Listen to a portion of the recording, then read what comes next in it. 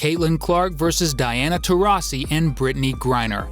The rookie versus the OGs. A game which shows who is the boss in this league right now, the young buck or the old heads. The OGs would strike first, but Clark will eventually show them that sometimes power is in the youth and enthusiasm and not always in the tradition and experience.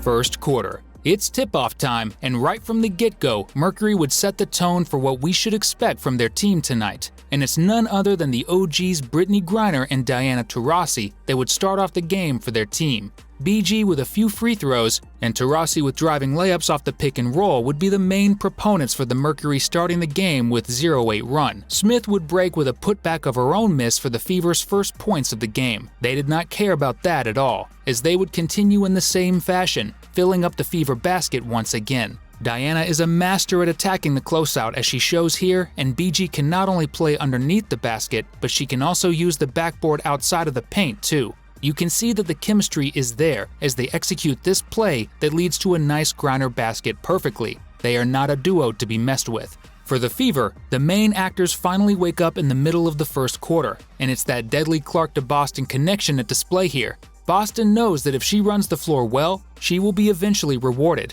and CeCe makes sure that she does in fact get rewarded. And not once, but 2 times in 2 minutes. These two know each other so well for only playing less than 1 season together. Boston would also shoot well from the charity stripe, making the Mercury pay for fouling her. CeCe did not come to just pass the ball, by the way, knocking down this deep 3 near the logo. I'm not really sure if Mercury did their scouting report properly, because I don't care how far the screen is from the basket, you should never go under that thing when it's Clark on the ball unless you want to get scored on like this. Mercury would have the last laugh this quarter though, as like Clark on the other side, you can't leave Cloud this wide open too. She will make you pay in the same way.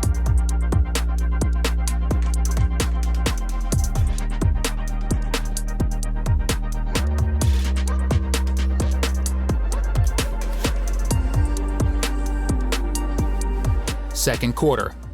Clark and the Fever would continue where they left off, with their most dangerous weapon of all, Clark and Boston pick and roll. Boston is always expecting that pocket pass and is ready to finish at the rim at all times. Having a great passing ability is nice, but if you add an excellent dribbling ability and basketball IQ, you get Caitlin Clark. On this next pick and roll, she wisely positions her body in front of her defender while attacking downhill, putting her defender in jail. Now, the big has 2 options, either commit to the roller or to the guard. In this scenario though, no matter what you do, you're probably going to get scored on, as Griner anticipates the pocket pass that was executed a couple of times before in this game. So Clark goes to the cup and finishes at the rim while also being fouled by her trailing defender, who foolishly reaches from behind in an effort to stop the basket. But it's too late, and on top of that, Clark makes the free throw too. However, Taurasi and Griner are 2 of the most respectable names in the WNBA, and they would show this night in and night out. And tonight was no different. Griner is known for her ability to grab offensive rebounds, and this time she grabs one and throws it to Taurasi, and DT has no problem beating her defender on a closeout to a layup.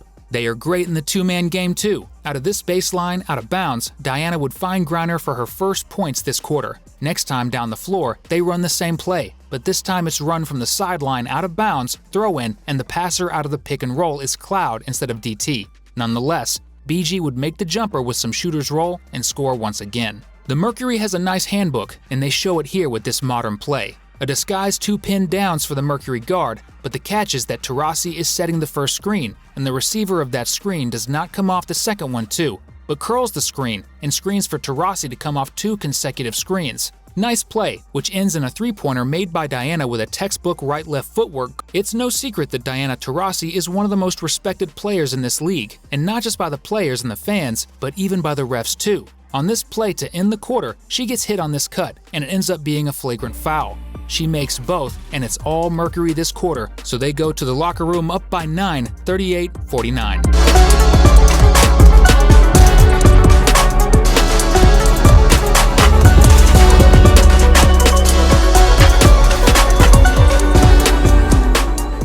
Third quarter. The second half would seemingly start the same way it ended, with Griner scoring this turnaround jumper over her right shoulder. But soon enough, the Mercury would not know what hit them. And I'm talking about Caitlin Clark coming out of the locker room in the second half ready to play. And when I say ready to play, I mean ready to lead the Fever on a 17-0 run. Yeah, you heard that right. The Fever that were just down by 9 at the half would turn this game completely around on the wings of the one and only Caitlin Clark. Passing, scoring, defense, rebounding, she did everything. Floaters were in her bag too. Transition passes to open shooters in the corner, dimes on the backboard cuts were just a little bit of what she did to them in this quarter. And when she hits shots like this, you know there's nothing you can do against it. Just take it and limit the damage as much as you can. With these plays, it's already an amazing quarter. But this was not only amazing, it was absurd what she did. Even after all the nice plays before, she assisted on 4 possessions in 4 minutes again. First to Boston in transition, then beating 2 defenders and kicking it out to Mitchell for 3. Next is a dime to Smith for a 3, and then to Fagbenley on the roll. When Clark's in the house, everybody on the Fever eats. The Mercury said enough is enough, and they finally ended their run with a 4-point play. Cloud made the first free throw, and off the missed second, the ball got kicked to Taurasi's hands and she made the 3-pointer. BG stood by her side too, scoring in the post after getting the good position plus the foul. However, it was Wallace that did clever cuts the whole game that would end up scoring the last points in the quarter, putting Fever up by 3 with 10 minutes left to play in the game.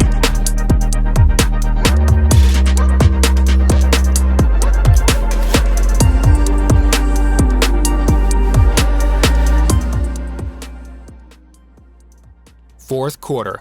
What a roller coaster of a game, and this quarter would be no different whatsoever than the first 3. Brittany Griner was not ready to lose the game at all. Made a couple of buckets to get the Mercury back in the game. Cloud was feeling more and more confident too, and she also did score to help Griner. However, CC would not let that slide, and she would yet again display her phenomenal passing abilities when it matters the most. First off, she made something out of nothing, receiving the hot potato with only 5 seconds on the shot clock and making something happen, driving and kicking to Samuelson, who nailed the 3. And then she beats her defender again, forcing a rotation out of Mercury defense and finds Boston for 3 for her 12th assist of the night.